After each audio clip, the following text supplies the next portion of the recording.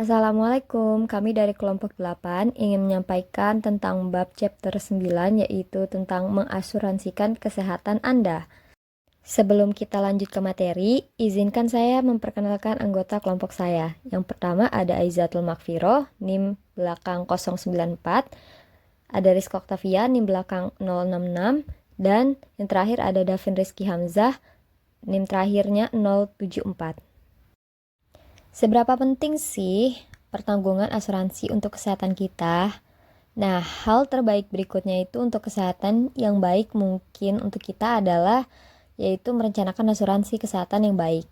Nah, dalam beberapa tahun terakhir, harga perawatan medis itu udah meningkat secara dramatis. Akibatnya, penyakit atau kecelakaan yang serius dapat melibatkan tidak hanya rasa sakit fisik karena penyakit dan cedera, tetapi juga rasa sakit ekonomi. Nah, memang sekitar 62% dari semua kebangkrutan pribadi di Amerika Serikat itu setidaknya sebagian disebabkan oleh biaya medis. Nah, jadi penting banget kan pertanggungan asuransi kesehatan itu. Nah, sesudah kita tahu betapa pentingnya pertanggungan asuransi kesehatan, maka kita akan mengasuransikan kesehatan kita kan. Nah, di sini ada beberapa paket asuransi kesehatan. Ada dua jenis yaitu paket asuransi kesehatan swasta dan yang kedua adalah paket asuransi kesehatan pemerintah.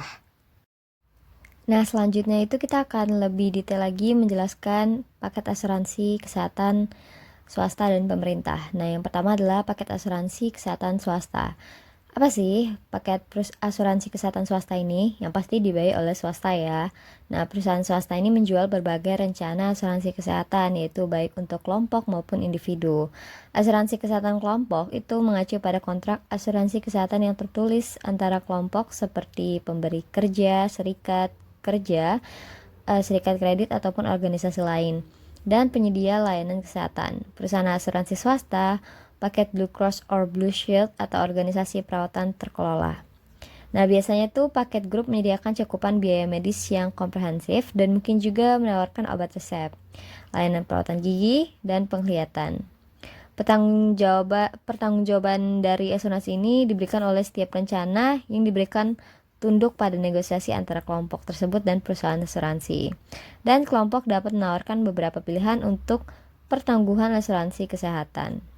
Nah, sebagian dari rencana ini juga banyak paketnya ya. Di sini saya akan menjelaskan beberapa macam paketnya, yaitu yang pertama ada paket ganti rugi tradisional. Nah, paket ganti rugi tradisional ini adalah biaya untuk layanan, yaitu orang atau organisasi tempat Anda memperoleh layanan perawatan kesehatan terpisah dari perusahaan asuransi tersebut. Yang kedua, ada rencana perawatan terkelola. Nah, sebuah rencana perawatan kesehatan yang dimana pelanggan atau pengguna kontraknya itu dengan organisasi penyedia yang menggunakan kelompok penyedia yang ditunjuk memenuhi standar seleksi tertentu atau memberikan layanan perawatan kesehatan dengan biaya bulanan. Dan yang ketiga adalah organisasi pemelihara kesehatan atau HMO, singkatnya. Itu adalah sebuah organisasi dari rumah sakit, dokter, dan penyedia layanan kesehatan lainnya yang telah bergabung untuk memberikan layanan perawatan kesehatan yang komprehensif kepada anggotanya. Dan yang keempat adalah organisasi penyedia pilihan. Nah, penyedia layanan kesehatan yang menggabungkan karakteristik bentuk IPA HMO dengan rencana ganti rugi untuk memberikan layanan perawatan kesehatan yang komprehensif kepada pelanggannya dalam jaringan dokter dan rumah sakit. Dan yang kelima ada rencana perawatan terkelola lainnya, yaitu di sini ada dua bentuk rencana perawatan terkelola, yaitu organisasi penyedia eksekutif EPO, singkatnya. Itu kontrak dengan penyedia layanan kesehatan untuk menawarkan layanan kepada anggota dengan biaya yang lebih rendah. Tetapi penggantian biaya anggota hanya jika penyedia terafiliasi digunakan. Nah, untuk pelayanan di sini pembayaran untuk layanan dokternya tidak terfasilitasi ya. Dia mirip dengan pembayaran rencana ganti rugi. Rencana membayar presentasi tertentu dari biaya setelah biaya medis Anda mencapai pengurangan tahunan. Dan paket yang terakhir adalah paket Blue Cross, di mana rumah sakit prabayar dan rencana biaya pengobatan, di mana layanan perawatan kesehatan ini disediakan untuk merencanakan peserta oleh rumah sakit, anggota, dan dokter. Selanjutnya adalah pembahasan tentang paket asuransi kesehatan dari pemerintah ya. Nah, di sini ada jenisnya atau banyak variannya juga. Yang pertama adalah Medicare. Nah, Medicare ini adalah program jaminan kesehatan yang diselenggarakan di bawah administrasi jaminan sosial. Nah, ini terutama dirancang untuk membantu orang yang berusia 65 tahun ke atas untuk memenuhi biaya perawatan kesehatan mereka. Dan yang kedua adalah Medicaid. Medicaid ini adalah program bantuan publik yang dikelola negara yang memberikan manfaat asuransi kesehatan hanya kepada mereka yang tidak mampu membayar perawatan kesehatan. Dan yang terakhir adalah asuransi kompensasi pekerja, di mana pertanggungan asuransi kesehatan ini diwajibkan oleh pemerintah negara bagian dan federal dan dibayar hampir penuh oleh pemberi kerja di sebagian besar negara bagian. Itu mengkompensasi pekerja untuk mengcover biaya penyakitnya atau cedera yang berhubungan dengan pekerjaan. Nah, selanjutnya kita akan membahas tentang ACA, yaitu Asuransi Sentral Asia, yang dimana ACA ini diatur oleh Undang-Undang Perlindungan Pasien dan Perawatan Terjangkau tahun 2010. Nah, tujuan dan manfaat ACA itu sendiri ada beberapa. Yang pertama, tujuannya itu adalah mengurangi jumlah warga negara yang tidak memiliki asuransi di negara itu atau tersebut.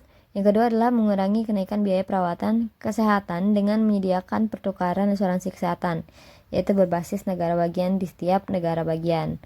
Nah, selanjutnya kita akan membicarakan tentang manfaatnya.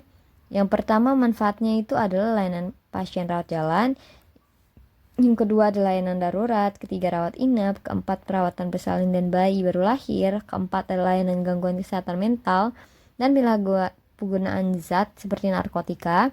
Ada juga obat resep, ada layanan perangkat rehabilitas dan habilitatif, dan yang ada juga layanan laboratorium, layanan pencegahan dan kesehatan serta manajemen penyakit kronis, layanan pediatrik termasuk perawatan mulut dan penglihatan, dan mencakup kondisi kesehatan lainnya intinya.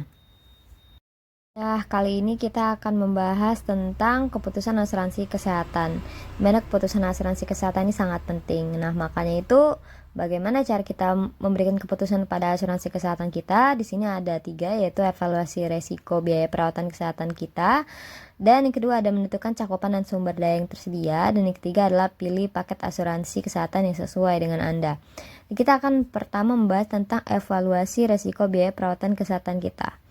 Nah, rencana asuransi ini tuh kita harus penyimpangkan dengan cara-cara meminimalkan resiko kita.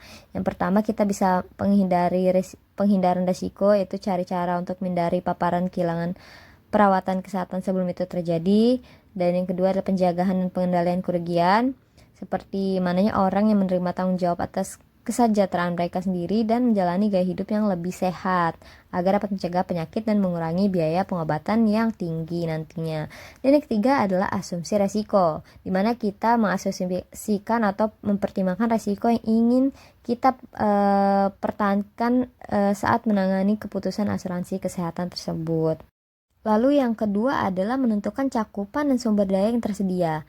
Nah, beberapa pemberi kerja itu biasanya menawarkan rencana kesehatan yang diarahkan pada konsumen yang melangkah lebih jauh dari rencana kafetaria dengan dengan manfaat fleksibel. Nah, biasanya paket ini menggabungkan polis asuransi kesehatan dengan potongan tinggi, dengan bebas pajak penggantian kesehatan atau HRA. Nah, itu sebuah rencana yang didanai oleh pemberi kerja untuk setiap karyawan yang berpartisipasi. Nah, ketika rekeningnya itu habis, Anda tuh harus membayar sisa pengurangan polis asuransi kesehatan sebelum asuransi mulai membayar.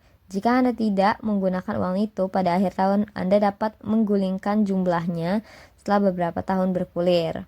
Kita bisa mengumpulkan cukup banyak uang untuk membayar biaya pengobatan dengan hasil yang kita udah kumpulkan tadi. Nah, yang terakhir itu kita harus memilih paket asuransi kesehatan yang sesuai dengan kita.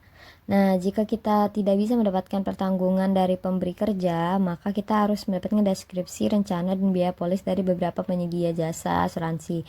Itu termasuk rencana kelompok dari organisasi profesional ataupun perdagangan. Nah, jika tersedia, baik untuk rencana ganti rugi itu maupun rencana perawatan terkelola. Nah, biasanya itu sebelum kita memulai rencana tertentu itu, kita harus bertanya pada diri sendiri beberapa pertanyaan penting seperti yang saya sarankan ya. Ini tipsnya, yaitu seberapa penting biaya dibandingkan dengan memiliki kebebasan memilih. Kedua, apakah Anda akan mendapatkan penggantian jika Anda memilih rencana perawatan terkelola yang ingin menemui penyedia di luar jaringan. Yang ketiga, jenis pelindungan apa yang Anda butuhkan. Yang keempat, seberapa baik jaringan perawatan terkelola. Dan yang kelima, berapa umur Anda dan bagaimana kesehatan kita sendiri. Selanjutnya kita akan membahas tentang cakupan biaya medis dan ketentuan atau kebijakan. Nah, jenis pertanggungan biaya medis itu ada banyak. Yang pertama ada rawat inap, lalu ada biaya surgical, yang ketiga ada biaya dokter, ada asuransi kesehatan utama, ada asuransi kesehatan utama komprehensif, dan juga yang terakhir ada kebijakan perlindungan terbatas, yang dimana kebijakan perlindungan terbatas ini dibagi lagi nantinya menjadi 3, yaitu kebijakan kecelakaan yang membayar jumlah tertentu kepada tertanggung yang terluka dalam jenis kecelakaan tertentu. Juga ada kebijakan penyakit kadang dipanggil di sini penyakit akut ya, yang harus seperti kanker lah penyakit akutnya. Dan yang terakhir adalah kebijakan pendapatan rumah sakit yang berjanji untuk menjamin.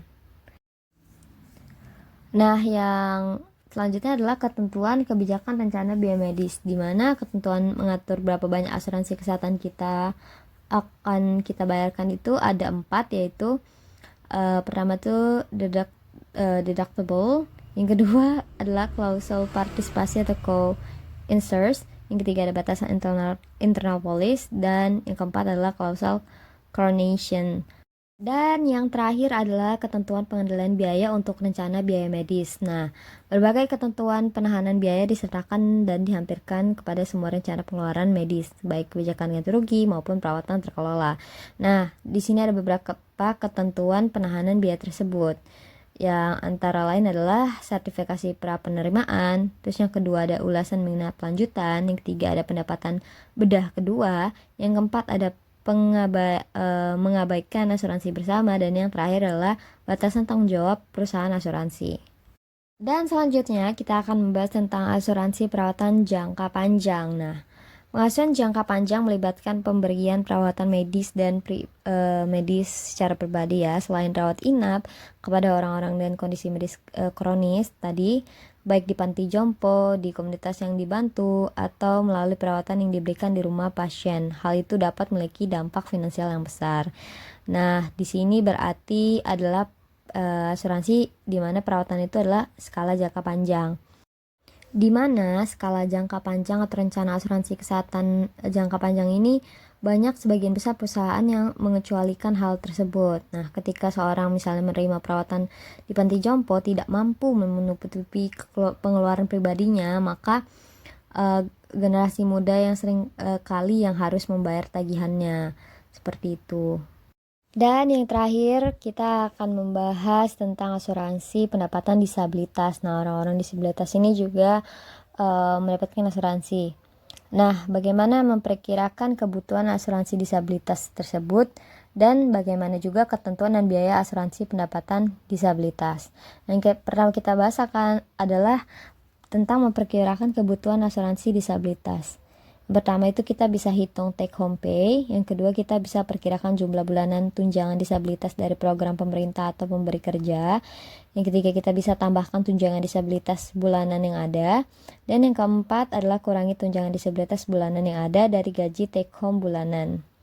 Seperti itu. Dan yang kedua adalah gimana ketentuannya untuk biaya asuransi pendapatan disabilitas tersebut.